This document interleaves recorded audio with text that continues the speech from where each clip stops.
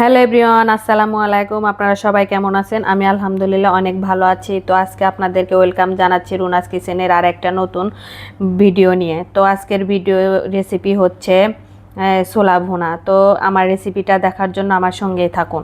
তো আমি এখানে সারা রাত ভরা ছোলাগুলা ভিজিয়ে রেখেছিলাম। তো রেখে তারপর সকালবেলা ভালোভাবে ধুয়ে নিলাম। ধুয়ে নিয়ে ছোলাগুলাকে আমি সিদ্ধ করে নেব।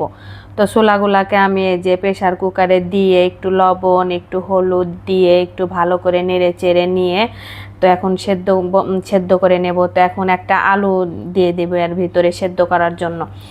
তো দিয়ে প্রেশার কুকারে এভাবে ঢাকনা দিয়ে এখন চুলায় দিয়ে ওটাকে সেদ্ধ করে নেব। তো এই যে দেখেন আমার ছোলাগুলা সেদ্ধ করা হয়ে গেছে। তো এখন এটাকে আমি ভুনা করার জন্য একটা প্যানে তেল গরম দিয়ে তার মধ্যে তেজপাতা, দারচিনি এবং পেঁয়াজ কুচি দিয়ে ভালোভাবে একটু ভেজে নেব। তো ভালোভাবে ভেজে নেব, একটু লাল করে ভেজে নেব। নিয়ে তারপর একটু সামান্য পরিমাণ একটু পানি দিয়ে দেব। পানি দেওয়ার জন্য পানি দিব এই কারণে যে মশলাগুলো সব কষানোর জন্য, এই জন্য একটু পানি দিয়ে নিলাম সামান্য। দিয়ে সব মশলাগুলো এভাবে পরিমাণ মতো দিয়ে দিলাম। আদা রসুন বাটা, জিরে বাটা, গরম মশলা বাটা, হলুদ গুঁড়ো, মরিচের গুঁড়ো, ধনিয়া গুঁড়ো, মিষ্টি সজের গুঁড়ো দিয়ে সবগুলো উপকরণ একসাথে ভালো করে এভাবে মিশিয়ে নিলাম। নিয়ে একটু কষিয়ে নেব। তো এই দেখেন এই যে কষানো হয়ে গেছে, মশলাগুলো তেলগুলো উপর দিয়ে ভেসে উঠেছে। তো এখন এর মধ্যে দিয়ে দেব সেই সিদ্ধ করা আলুটা। তো সিদ্ধ আলুটা দিয়ে এভাবে একটু ভালোভাবে আবারও একটু নেড়ে চেড়ে কষিয়ে নেব। তো দেখেন কষিয়ে নেওয়া হয়ে গেছে। এখন দিয়ে দিব ছোলা, সিদ্ধ করা ছোলা। তো ছোলাগুলো দিয়ে আবার একটু উল্টে পাল্টে এভাবে একটু ভালোভাবে নেড়ে নেব। তো এই যে ভালোভাবে নেড়ে নিয়ে ভালোভাবে উল্টা পাল্টা করে মশলাগুলো এভাবে মিশিয়ে নেব। তো মেশানো হয়ে গেছে। এখন দিয়ে দিব পরিমাণ মতো একটু পানি। তো একটু পানি দিয়ে আবার একটু ভালোভাবে ছোলাগুলো এভাবে উল্টে পাল্টে একটু নেড়ে চেড়ে নেব। নিয়ে একটু ঢাকনা দিয়ে ঢেকে দেব।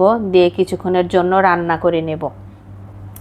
তো এই যে ঢাকনা দিয়ে কিছুক্ষণের জন্য রান্না করে নিয়ে নিলাম। তো দেখেন হয়ে গেছে, পানিগুলো সব শুষে নিয়েছে। তো এখন দেখেন তেলগুলা ভেসে উঠেছে। তো আবার একটু ভালোভাবে ভাজা ভাজা করার জন্য একটু নেড়ে চেড়ে নিলাম। তো তারপর দিয়ে দিলাম একটু কাঁচামরিচ ফালি।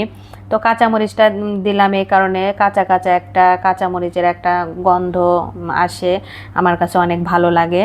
তো কাঁচামরিচটা দেওয়ার পরে আবার একটু উল্টে পাল্টে নেড়ে চেড়ে নিলাম। নিয়ে তারপর একটু জিরের গুঁড়ো দিয়ে দিলাম।